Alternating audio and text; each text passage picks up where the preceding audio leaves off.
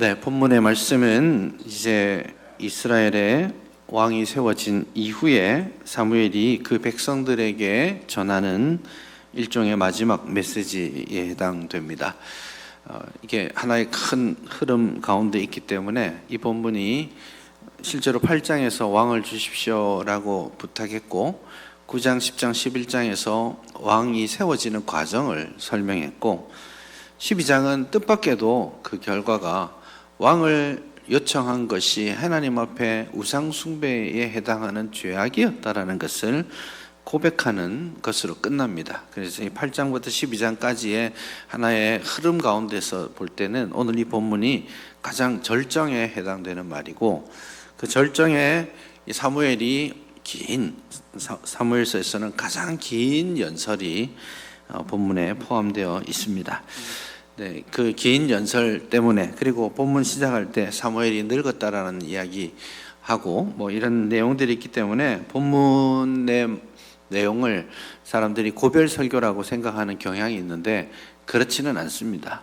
고별 설교라기보다는 사무엘이 지금 자신이 내려놓을 일과 계속할 일들을 구별하고 굉장히 훨씬 더 의지를 가지고 자기의 일을 하겠다라는 의지 표명을 하는 그런 내용이라고 할 수 있습니다.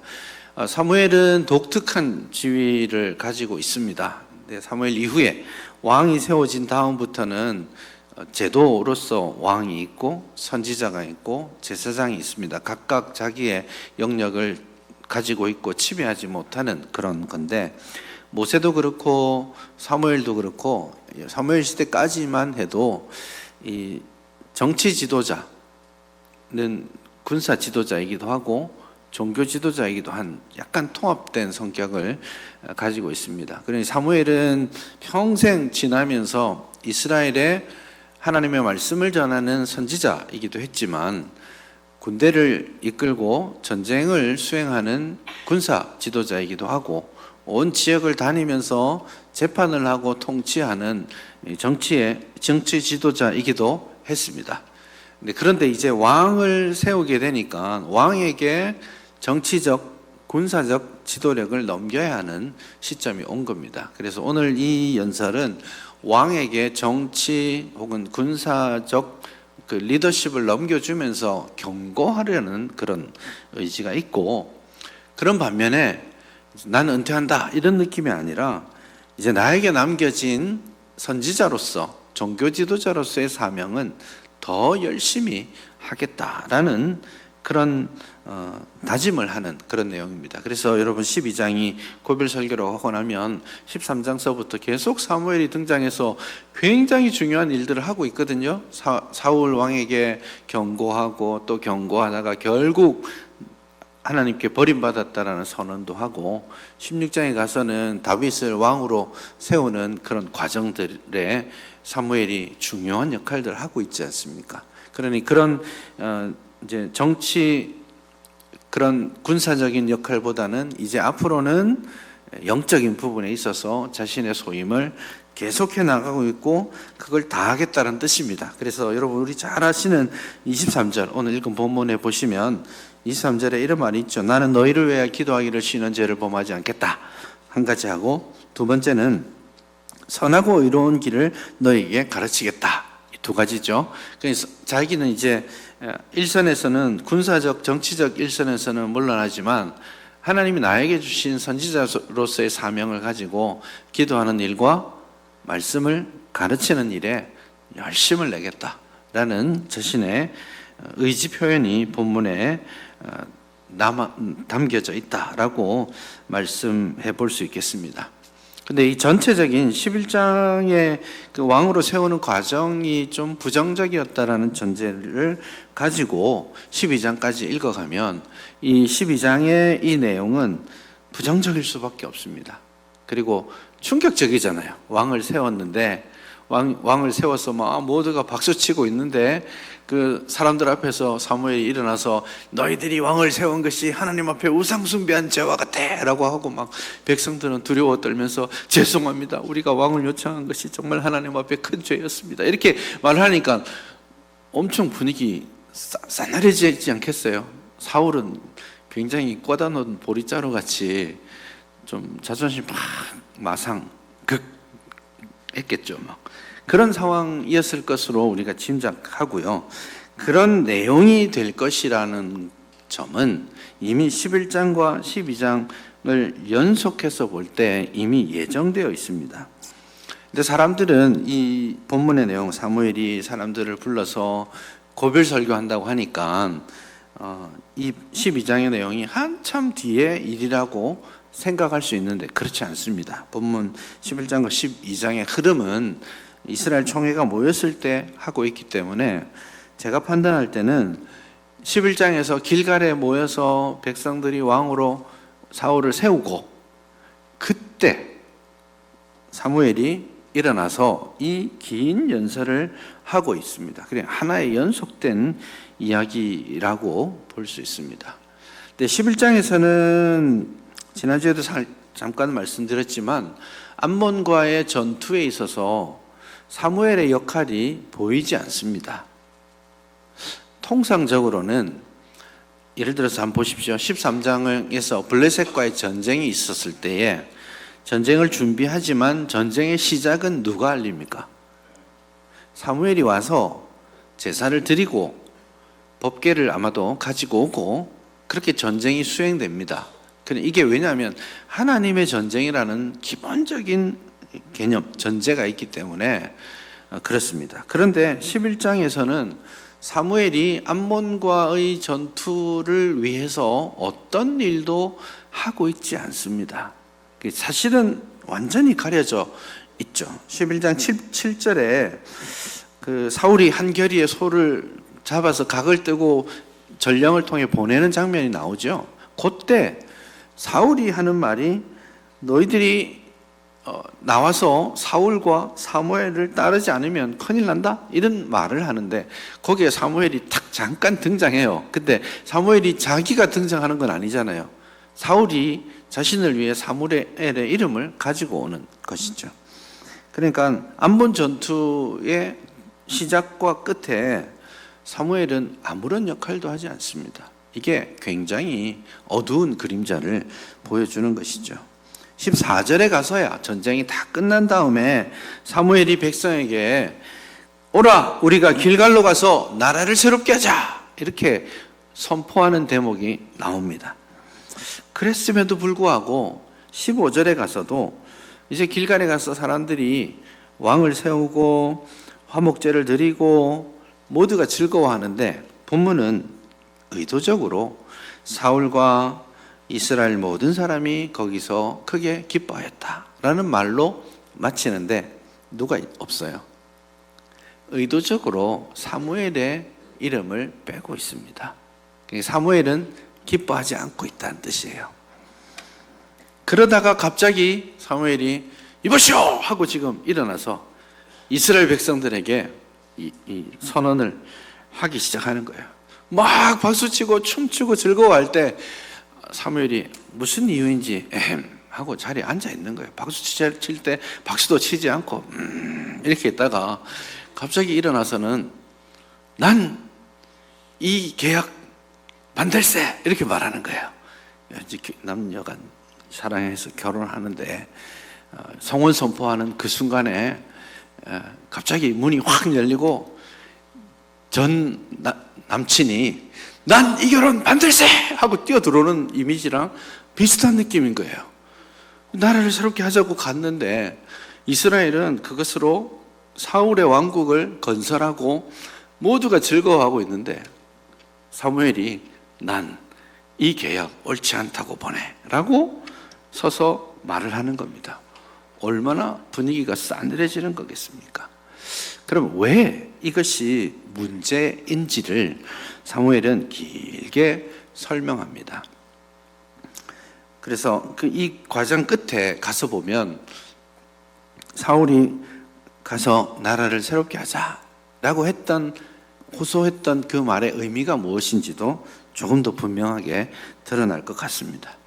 연설을 쭉 살펴보시면 우리가 다 읽지는 않았지만 앞부분에 한 5절까지는 사무엘이 자기 자신에 대한 말들을 합니다. 이 일종의 결론에 도달하기 위한 단계, 빌드업을 해나가는 그런 건데요. 먼저는 사무엘이 자신의 삶을 회고하면서 백성들에게 말하는 대목입니다. 실제로 백성들이 왕을 구하게 된 동기가, 첫 번째 동기가 뭐였습니까? 사무엘은 늙었고 아들들은 사무엘스럽지 않고, 그러니 우리에게도 열방과 같이 왕을 주십시오. 이게 8장의 출발점이었습니다. 거기에 대해서 좀 사무엘이 마음에 상처가 있었던 것 같아요. 그 때문에 굉장히 싫어할 때도 하나님이 직설적으로 말씀하셨잖아요. 사무엘, 백성들이 너를 버린 게 아니고 나를 버린 거야. 네가 왜 상처받아도 내가 받지. 이렇게 말씀하신 거예요. 그러니까 실질적으로는 사무엘은 온 마음 다해 백성들을 위해 봉사하고 일했단 말이에요. 근데 자기가 버려지는 것 같고 자기의 사역이 거절되는 느낌이 분명히 있었던 거죠. 그래서 3절에 보시면 자기 이야기를 시작합니다. 내가 여기 있나니, 이렇게 말합니다. 자기의 이야기를 하면서 5가지 질문을 백성들에게 합니다. 내게 대하여 증언해 보아라. 내가 누구의 소를 빼앗았느냐? 누구의 나귀를 빼앗았느냐? 누구를 속였느냐? 누구를 압제하였느냐? 내 눈을 흐리게 하는 뇌물을 취한 적이 있느냐? 이런 식으로 5번에 걸쳐서 그렇게 반문합니다. 이 질문들은 백성들이 아니요, 아니요 라고 말할 것을 기대하는 그런 수사적 질문이 되겠습니다. 그리고 실제로 백성들도 아니요, 당신은 절대 그렇게 한 적이 없습니다 라고 말하죠. 이거 나 잘했지? 이걸 강조하는 게 아니고요. 이 말하고자 하는 기본 취지가 뭐냐면, 그때 왕이 없어도 하나님의 의로운 통치는 있었잖아 라고 말하는 겁니다. 하나님께서 나를 통해서 당신의 뜻을 이루어 가시고 당신이 내 통치를 이루어 가셨잖아. 그렇게 말을 합니다. 그러면서 살짝 빗대어 비꼬는 측면도 있어요. 왜냐하면 지금 내가 누구의 것을 빼앗았느냐, 내가 뇌물을 취한 적이 있느냐, 이렇게 표현하는데 이 표현이 다 어디에 나오는 표현이냐면 사무엘상 8장 11절 이하에 나오는 겁니다. 사무엘이 왕을 달라는 백성들의 요구가 있었을 때, 야, 너희에게 왕이 생기면 그 왕은 너희에게서 너희 아들들을 빼앗아서 군사로 쓸 것이고 너희 딸들을 빼앗아서 종으로 삼아 음식을 하게 만들 것이고 자기를 위해서 너희의 땅과 너희의 소산을 빼앗아갈 거야. 그렇게 말한 거죠. 거기서는 취한다라고 표현하지만 실제로 여기서 빼앗는다는 말하고 똑같은 단어거든요. 그러니 사무엘은 왕이 있었을 때 생길 수 있는 부조리들을 염두에 두고 이 질문을 하고 있다라고 말할 수 있는 거죠. 그러니 너희가 열왕과 같이 왕이 있으면 더 좋겠다고 생각하겠지만 그 왕은 하나님의 의로우신 통치를 온전히 드러내는데 실패하게 될 거야 라는 경고의 말들이 거기에 들어있는 거죠. 그리고 나서 6절부터 다시 더 이야기합니다. 더 구체적으로 말씀하는데 과거를 이야기하죠. 과거를 한번 생각해봐. 출애굽 때를 한번 생각해봐. 모세와 아론과 여러 출애굽의 여러 상황들을 한번 생각해봐. 그때 왕이 있었니? 그래, 아니잖아. 그래도 하나님께서 그 백성들을 출애굽시키시고 가나안 땅으로 인도해 오셨고, 그 다음에 사사시대 이야기를 합니다. 사사시대를 생각해봐. 그때 왕이 있었니? 그렇진 않아.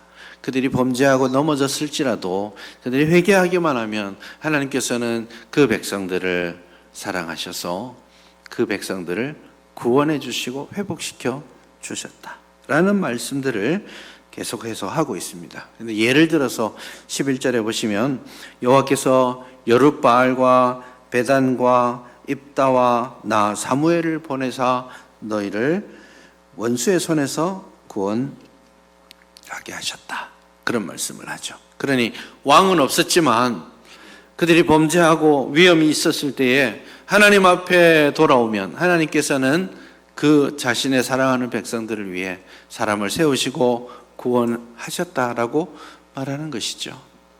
그러니 역사적으로도 왕이 없었기 때문에 문제가 된 것이 아니라는 거죠. 언제나 문제가 된 건 뭐예요? 백성들이 여호와의 곁을 떠났을 때, 범죄하였을 때 문제가 된 것이, 제도가 문제가 아니라는 거예요. 그러면서 이제 사실 이제 읽으시면서 약간 이제 문제가 있다라고 느꼈을 부분도 있습니다. 11절에 보시면 여룻바알은 누굽니까? 별명이죠. 기드온을 여룻바알이라고 했습니다. 베단, 살짝 당황스럽습니다. 사사기를 읽으신 분들은 베단이라는 사사를 본 적이 없는데 라고 생각하셨을 테고, 읽을 때 아무 문제가 없었다 그러면 여러분 성경을 더 읽으셔야 한다는 도전이 되어야 됩니다. 사사기에는 베단이라는 이름이 나오지 않습니다. 그래서 여러분 각주가 있죠. 1 해가지고 있죠. 뭐라고 되어 있습니까? 70인 역번에는 바락이라고 되어 있습니다.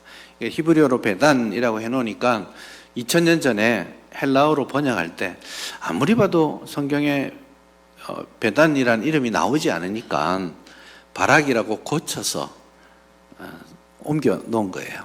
이것도 맞다라고 말하기는 어렵겠죠. 그래서 바락이다 혹은 베단이잖아요. 이 단이라는 이름이 나오니까 어떤 사람들은 지금 분위기로 볼 때는 입다, 베단, 사무엘, 사실은 동시대 인물들이거든요. 그렇게 보자면 이 베단이 아마도 삼손을 지칭하는 별명이 아니었을까. 기드온도 기드온이라고 하지 않고 별명을 쓰고 있으니까 그런 별명일 수도 있겠다라고 추정합니다. 그러나 이 결정적으로 중요한 건 아닙니다. 혹시 여러분이 또 베단이 누구지? 이럴까봐 이제 제가 말씀을 드리는 거고, 여기서 말하고 싶은 것은 하나님께서 위기가 있고 구원이 필요할 때에, 백성들이 회개할 때에 사람을 선택하셔서 그 사람을 통해 구원하셨다라는 것을 말하는 것이죠. 그런데 여기서 말하는 사람보다 말하지 않는 사람이 더 중요한 지점이에요. 지금 상황이 어떻습니까?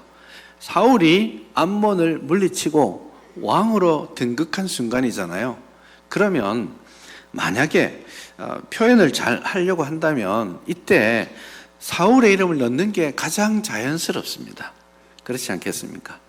여러분 이제 교회 역사책을 쓸 때 보면 어느 시절이 가장 찬란하고 희망적일까요?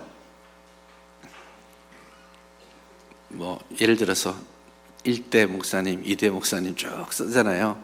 이랬다 저랬다 막 하는데 제일 희망적인 시점이 언제냐면 지금 현직 목사님 다시 도약하는 단계에 있고 뭐 이렇게 써요. 현직 프리미엄이죠. 그게 좋다는 뜻은 아니지만 대체로 역사책을 제가 보면 다 그렇더라고요.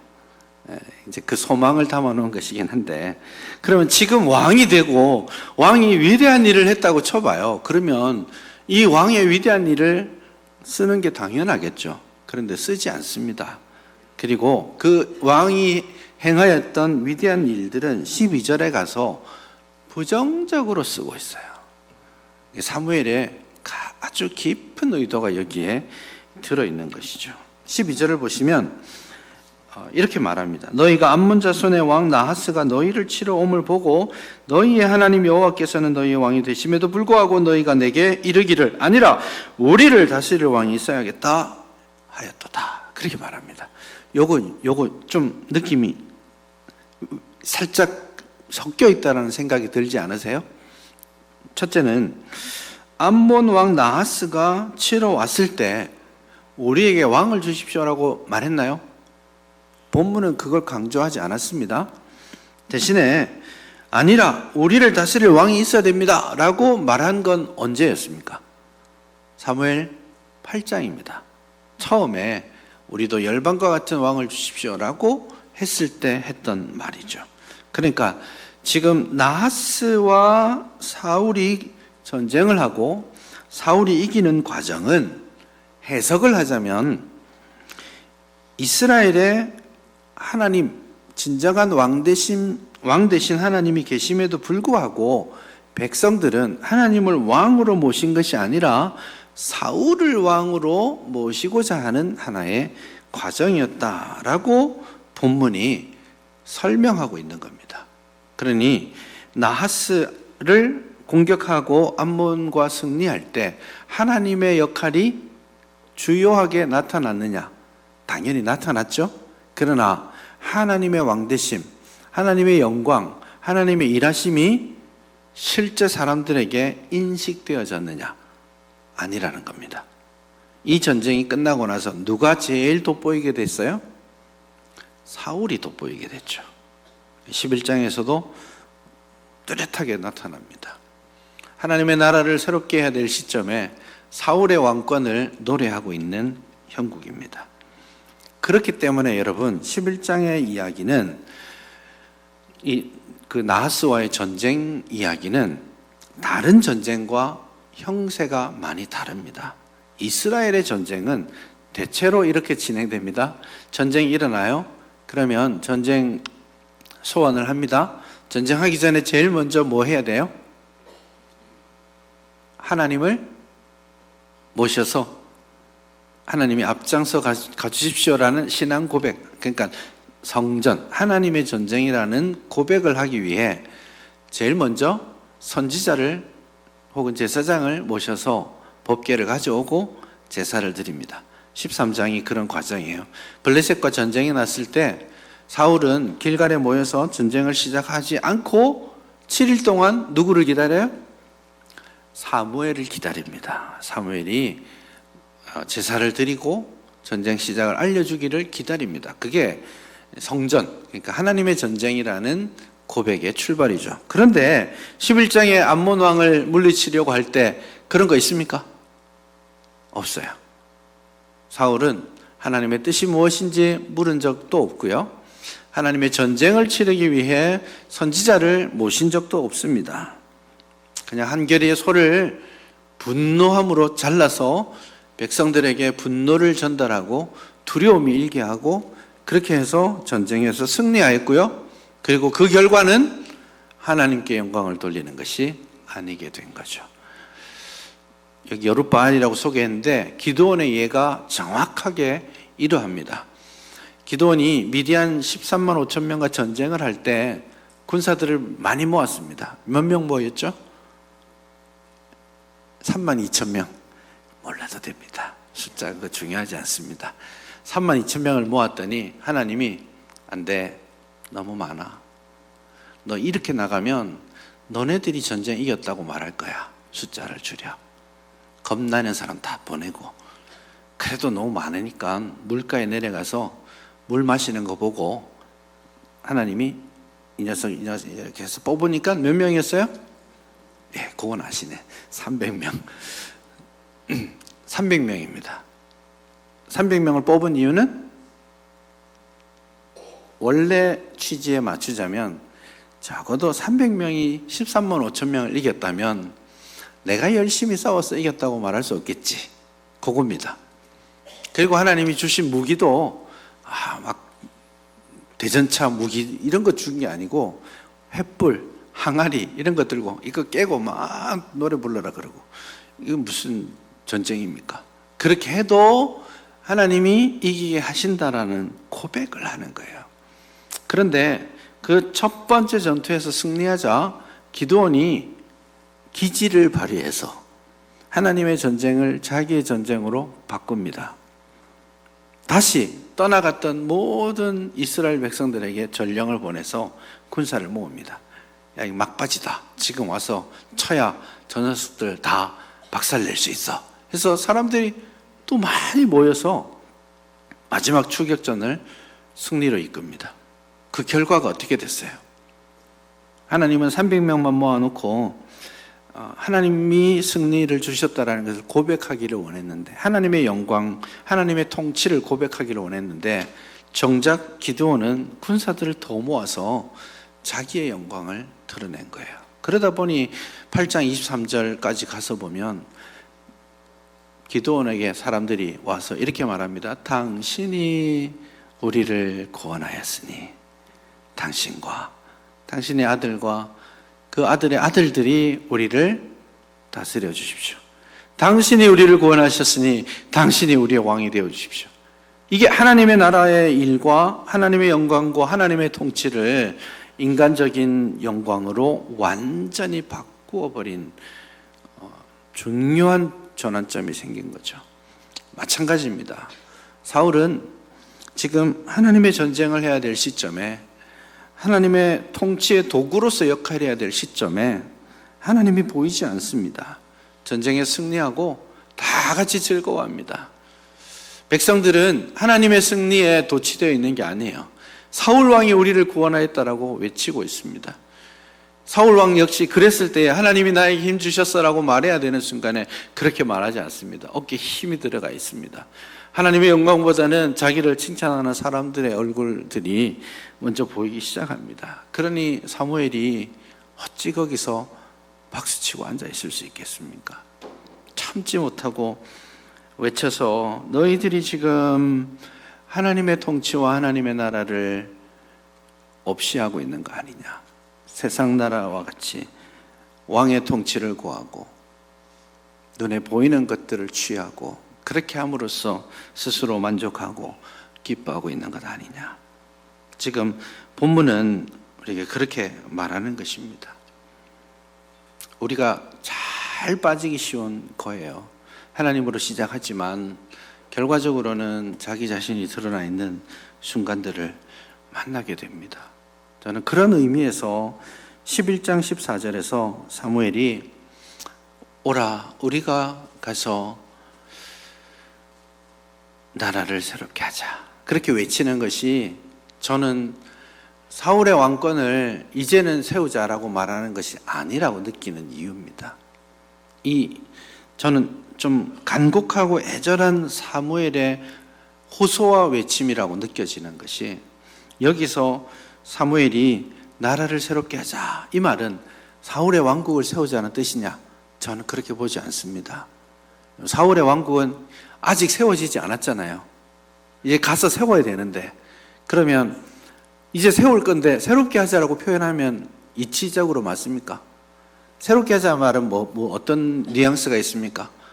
전에 있었던 게 좀 약해졌으니까 새롭게 하자, 회복하자, 이런 의도가 있습니다. 그러니까 사울 왕국에 대한 이야기가 아니라 지금 사울이 세워지고 하나님의 나라보다는 사울을 주목하고 있는 백성들의 모습이 무엇을 왜곡하고 있는 거예요?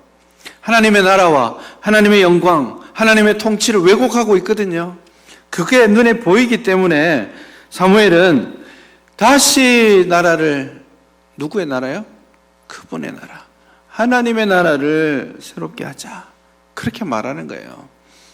그 하나님의 나라가 있을 때는 왕이 없었던 시절에도, 광야에서 헤매던 시절에도 하나님이 돌봐주시고 이끌어 주셨다는 것 우리가 확인하고 있지 않느냐. 왕이 있어야 되는 게 아니고 하나님이 진정한 참되신 왕이라는 사실을 고백할 때 제도가 무엇이든지 사람이 누구이든지 상관없이 하나님은 당신의 백성을 지키시고 보존하실 거다. 그 믿음이 우리에게 필요합니다. 하나님의 나라는 보이지 않습니다. 하나님의 나라는 때로는 되게 약해 보입니다. 그래서 하나님의 나라 붙들고 사는 것이 좀 불안합니다. 안 될 것 같기도 하고요. 미래에 대한 하나님의 약속이 손에 쥐어지지 않으니까 불안하죠. 그러니 쥐어지지 않은 미래에 대한 확신보다는 지금 쥐어지는 이 땅의 무언가가 우리를 더 위로하고 이 땅의 무언가를 의지하고 살아가는 것이 더 안전해 보입니다. 그러나 그것은 결국 멸망으로 가는 길이다라는 것을 여러분 기억하십시오. 사무엘이 지금 후반부 이제 읽은 본문에서 계속 반복하는 건데요. 사무엘이 왕은 세웠지만 그 왕이 하나님의 왕국의 길을 가고 있지 않고 있기 때문에 계속해서 말합니다. 너희가 여호와를 경외하고 그를 섬기고 그분의 목소리를 들어야 된다.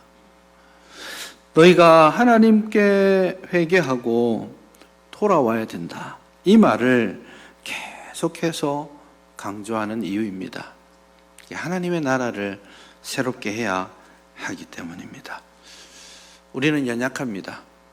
그러나 참 감사하게도 하나님은 우리를 기뻐하십니다. 22절을 보십시오. 여호와께서 너희를 자기 백성으로 삼으신 것을 기뻐하셨다. 우리가 안전한 이유입니다. 우리 미래가 불투명해도 안전한 이유입니다. 우리가 어떤 노력을 하고 어떠한 존재이기 때문이 아니라 하나님이 우리를 기뻐하시기로 정하셨기 때문입니다. 그래서 하나님께서 여러분을 기뻐하십니다. 보시면 흐뭇하게 즐거워하십니다. 땡깡 막 부려도 아기가 새끈새끈 자고 있으면 기분 좋잖아요. 아이고, 어디서 이런 애가 나왔을까, 이런 생각 들거든요. 앞에 막 말 안 듣고 울었던 거 생각 안 납니다. 너무 예쁘잖아요. 하나님의 마음이 그러세요. 저와 여러분들을 향해서 하나님이 자녀 삼아 주셨기 때문에 기뻐하실 겁니다. 우리가 연약해도, 우리가 범죄하는 순간에도 싫다고 버리지 않으실 거예요. 그래서 하나님께서 우리를 당신의 백성으로 삼으신 것을 기뻐하셨기 때문에 22절 말미에 가서 보시면 여호와께서는 그의 크신 이름을 위해서라도 자기 백성을 버리지 아니하신다. 결코 버리지 않으십니다. 이게 하나님의 의지가 여기에 드러나 있어요. 그래서 22절에 주어가 반복되고 있잖아요. 여호와께서는 기뻐하셨기 때문에 여호와께서는 자기 백성을 버리지 않는다. 하나님이 의지적으로 지금 그 일을 하신다라는 것을 본문의 뉘앙스가 강조하고 있는 것이죠. 여러분, 이 사실을 굳게 붙들고 믿으시기 바랍니다. 우리 연약함에도 불구하고 우리가 회복해야 될 것은 우리가 꿈꾸는 세상, 우리가 높임받는 그런 세상이 아니라 하나님의 나라입니다. 하나님이 다스리시는 세상을 꿈꾸고 그 나라를 새롭게 해야 됩니다. 혹 우리가 하나님의 통치 아래 머물고 있는 것을 즐거워하지 못하고 있다면, 혹 우리가 살아가는 하나님의 나라에 왜곡된 소망이 들어있다면, 혹 우리가 하나님의 나라를 꿈꾸면서도 하나님의 말씀의 통치가 온전히 드러나지 않고 있다면, 하나님의 왕되심보다는 세상의 가치를 더 추구하고 있는 연약함이 우리에게 있다면, 지금 사무엘이 간곡한 마음으로 이 늙은 사무엘이 간곡하게 우리가 다시 이 나라를 새롭게 하자라고 외치는 것처럼 이곳에 하나님의 나라가 새로워지기를 소원합니다. 하나님의 통치가, 하나님의 다스리심이 회복되고 그것이 우리에게 참된 즐거움으로 자리하는 복된 우리가 될 수 있기를 바랍니다.